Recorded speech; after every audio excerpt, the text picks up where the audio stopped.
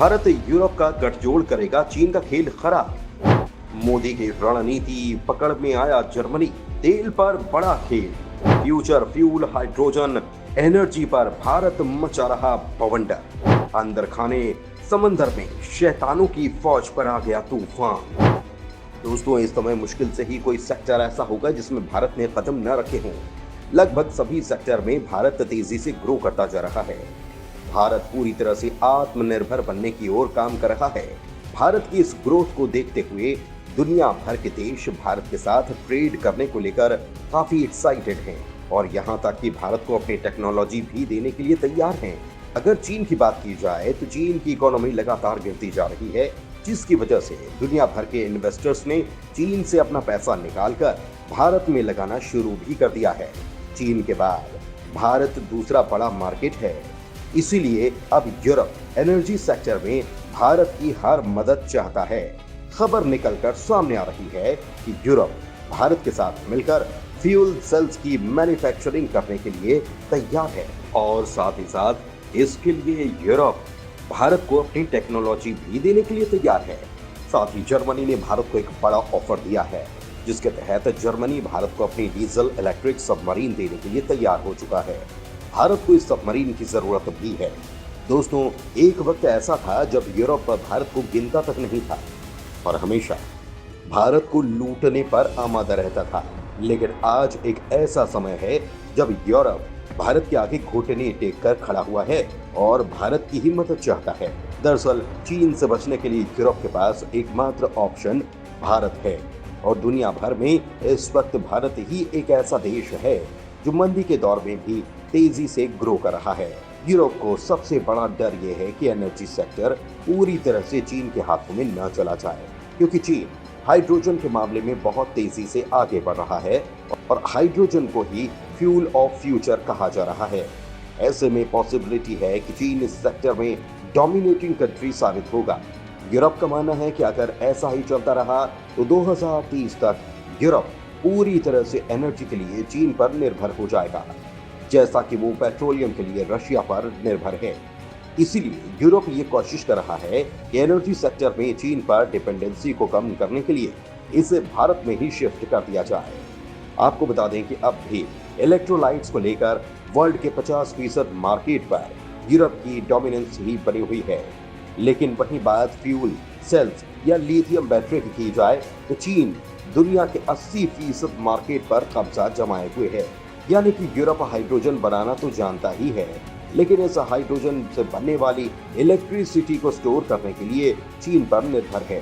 भारत की बात करें तो भारत में अप्रैल 2021 से लिथियम सेल के इंपोर्ट पर 10% और बैटरी पैड के इंपोर्ट पर 15% की इंपोर्ट ड्यूटी लगा दी गई है।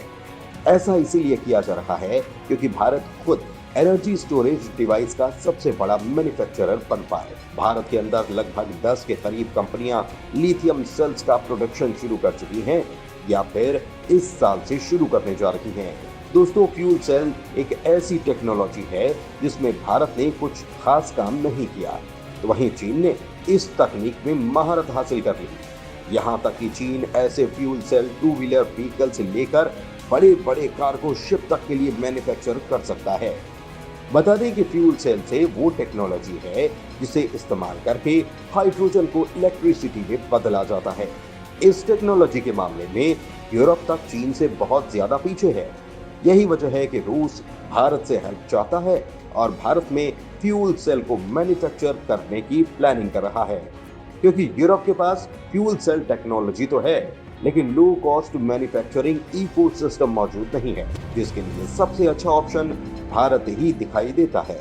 वहीं यूरोप चीन से इसीलिए डरा हुआ है क्योंकि ट्रेड वॉर के चलते चीन पहले से ही कुछ हाईली सेंसिटिव टेक्नोलॉजी को एक्सपोर्ट पर बैन लगा चुका है, जैसे कि रेयर अर्थ मटेरियल और सिलिकॉन सोलर वेफर्स। यूरोप किसी भी हालत में ये नहीं चाहता कि आगे चलकर एनर्जी सेक्टर में भी चीन ऐसा ही कुछ करे, और अगर पेट्रोलियम और हाइड्रोजन रिप्लेस कर देगा तो यूरोप के पास फ्यूल सेल सप्लाई होनी चाहिए और इसीलिए वो भारत पर काफी ज्यादा भरोसा कर रहा है।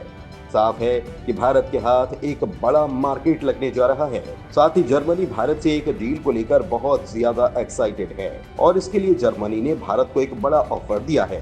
दरअसल हमारी इंडियन नेवी को 6 डीजल इलेक्ट्रिक सबमरीन की दरकार है और इसके लिए टेंडर निकाला जा चुका है, लेकिन ये टेंडर कंप्लीट नहीं हो पाया क्योंकि इस टेंडर में शामिल देश जैसे कि रशिया, फ्रांस आदि बाहर हो गए थे या इससे पीछे हटे थे, क्योंकि भारत ने इस टेंडर के तहत डीजल इलेक्ट्रिक सबमरीन के एयर इंडिपेंडेंट प्रोपल्शन सिस्टम यानी कि AIP सिस्टम की टेक्नोलॉजी मांगी थी, जिसे देने से सभी देशों ने इनकार कर दिया और ये टेंडर अधूरा ही रह गया।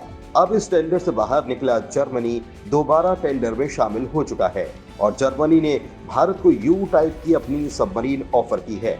इसके अलावा जर्मनी ने भारत को एक और ऑफर दिया है, जिसके तहत जर्मनी का कहना है कि भारत को direct government to government submarine की डील कर लेनी चाहिए, जिससे भारत को टाइम पर सबमरीन की डिलीवरी मिल पाए और ये टेंडर भी जल्द ही कंप्लीट हो जाएगा। वहीं पर दोस्तों, स्पेन की तरफ से भी भारत को सबमरीन को लेकर ऑफर दिया गया है। तो ऐसे में देखने वाली बात ये होगी कि भारत किस देश के साथ जाता है। वैसे दोस्तों, आपके हिसाब से भारत को जर्मनी और स्पेन में से किस देश को चुनना चाहिए? अपनी राय हमें कमेंट के माध्यम से जरूर बताते रहें। धन्यवाद।